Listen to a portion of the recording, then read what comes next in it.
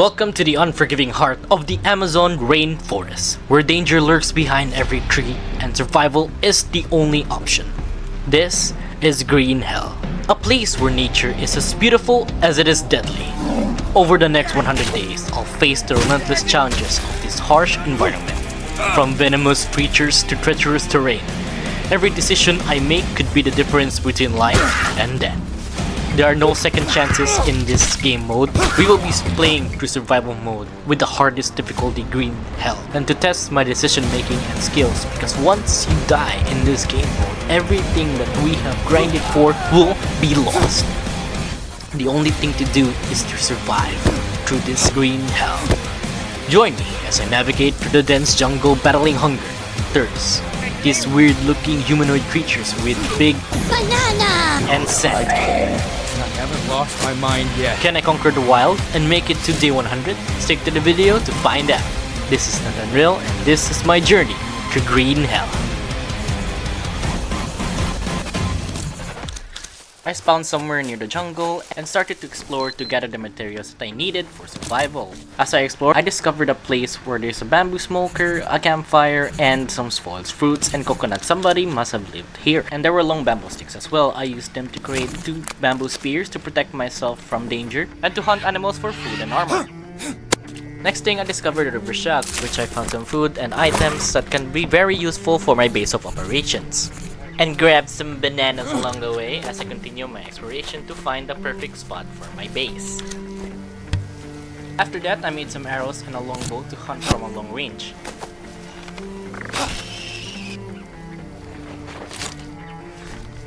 After successfully hunting down the capybara, I made myself armor to protect myself from predators and from the Waraha tribe.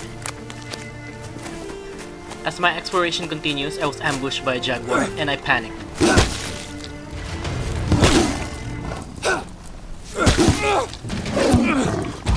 After giving a few hits, I was able to drive the jaguar away, and I was lucky this time that my armor didn't broke. As I continue my exploration, I stumbled upon a crashed aircraft. It didn't have much. At nightfall, I made a campfire and cooked the meat that I harvested from the capybara to give me the nutrients and the energy I needed.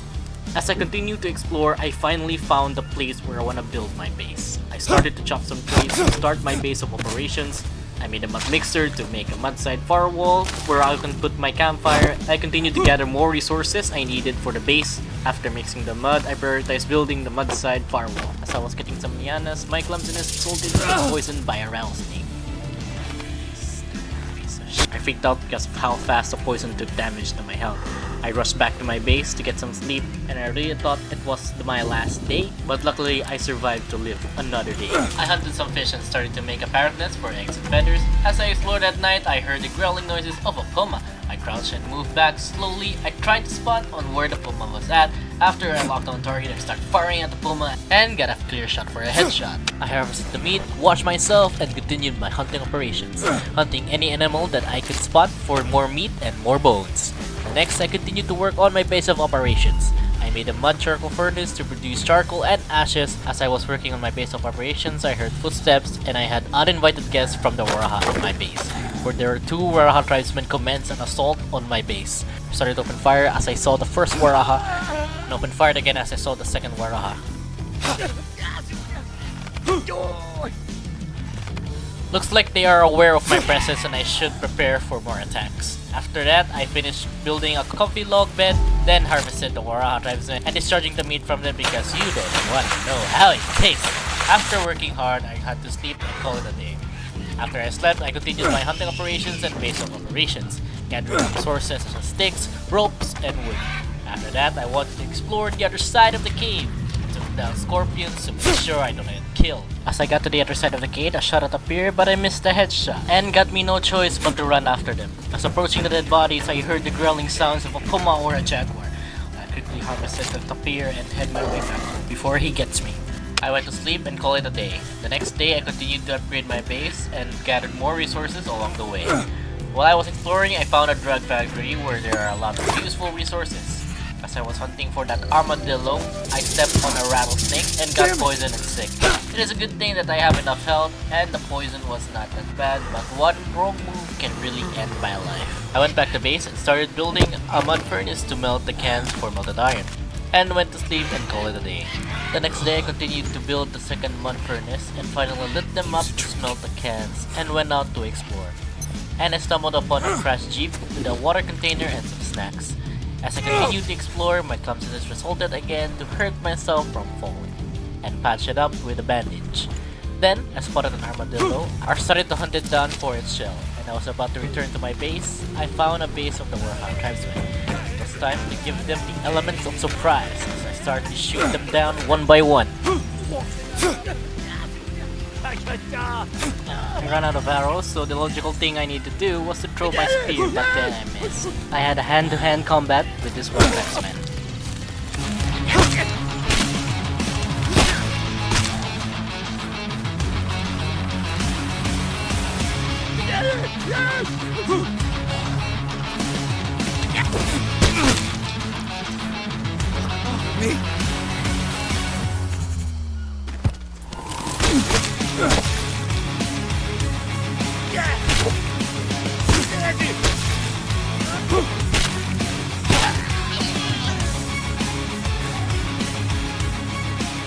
As the battle was won, I had to move forward.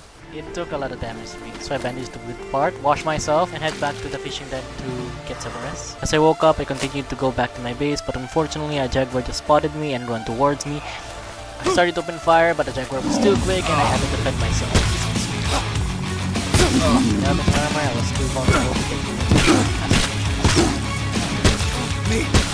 after giving many hits, I managed to let the jaguar go away and had to patch up my wounds and had to make a temporary stick armor to make sure that if any Puma or Jaguar, I don't get any wounds, and had to sleep to get the fever away.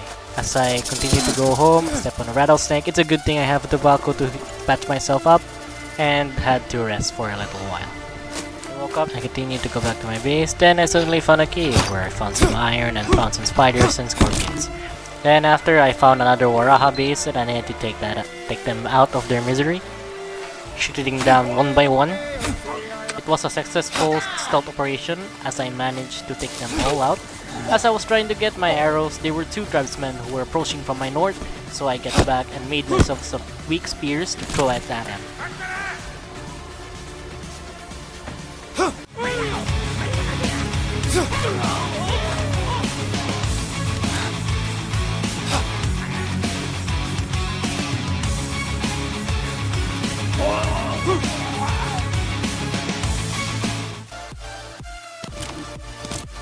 After I took them out, I stumbled upon an abandoned village. I took refuge there, made a bed, baked some campfire, and cooked the meat because I was out of protein, and took some rest there.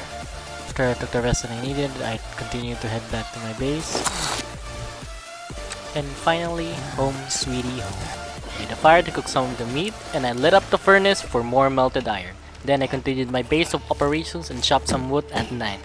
As I was collecting some wood, a jaguar just jumped right out me out of nowhere and attacked me. I got a clear headshot using a spear, and the jaguar was waving its arms saying hi and please subscribe to my channel. After that, I went back to my base and to continue my base of operations, and then went to sleep. On day 9, what I only did was collecting resources and continue my base of operations, then went to sleep. On the next day, I still continued to do what I need to do for my base, but as I go back from collecting wood, I noticed 2 Waraha tribesmen have entered my base. So, I give them the elements of surprise and attack them from behind.